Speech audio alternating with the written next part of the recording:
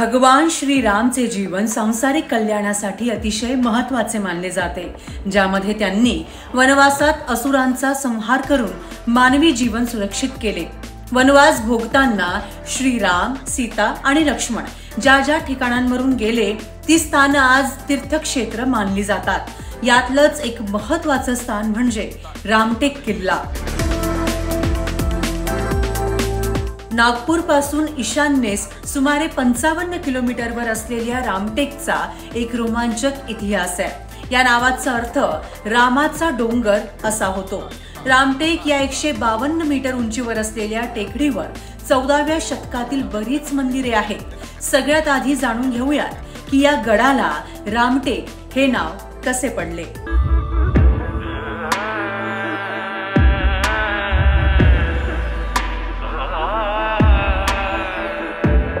श्रीराम वनवासात असताना या ठिकाणी काही काळ वास्तव्यास होते, त्यामुळे या ठिकाणाला रामटेक हे नाव ठेवले गेले।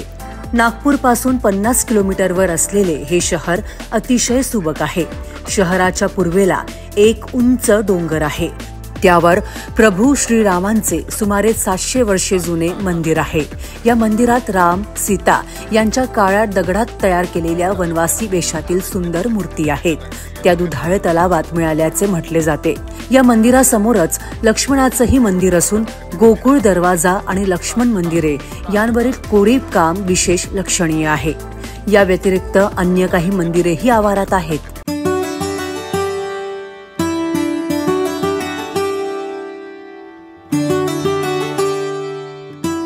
मंदिरासमोरच एक कुंड असून ते सीतेची न्हाणी म्हणून ओळखले जाते।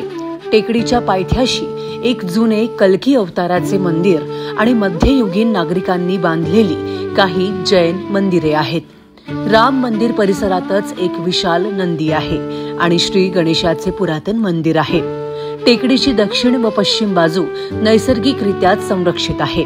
उत्तरेकडे दुहेरी भिंत बांधून तटबंदी केली आहे। बाहेरील भिंत आधीच्या गवळी राजांनी बांधली असावी, तर इतर कामे नंतरचे आहे। देऊळ पश्चिमेकडच्या सर्वात उंच भागात असून अंबाला तलावाच्या पश्चिम टोकाकडून टेकडीवर चढण्यास पायऱ्या आहेत। वर पोहोचल्यावर दगडी भिंत असलेले एक जुने तळे आहे। जवळच नरसिंहाची मोठी मूर्ती असलेले देऊळही आहे।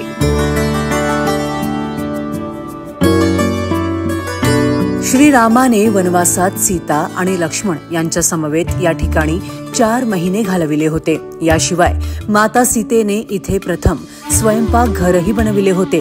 स्वयंपाक केल्यानंतर तिने स्थानिक ऋषींना भोजन वाढले होते। पद्मपुराणातही या गोष्टीचा उल्लेख आहे। येथून आजूबाजूच्या परिसराचे अतिशय विहंगम दृश्य दिसते। वानरांचा मुक्त संचार आहे। नागपूरकर भोसल्यांच्या खास शस्त्रांचा साठा या मंदिरात आहे। या मंदिरात कार्तिक महिन्यात येणाऱ्या त्रिपुरी पौर्णिमेस यात्रा भरते। त्या रात्री 12 वाजता उंच कळसावर त्रिपूर प्रज्वलित केला जातो। आख्यायिकेप्रमाणे हिरण्यकश्यपचा नाश केल्यावर नरसिंहाने येथे आपली गदा फेकली व त्यायोगे देवळाजवळ हे तळ निर्माण झाले। शंभुकाने केलेल्या गैरवर्तनाची शिक्षा म्हणून रामाने शंभुकाला ठार मारले, पण मारताना त्याने रामाकडून रामटेकला कायमचे वास्तव्य करण्याचा वर मागून घेतला।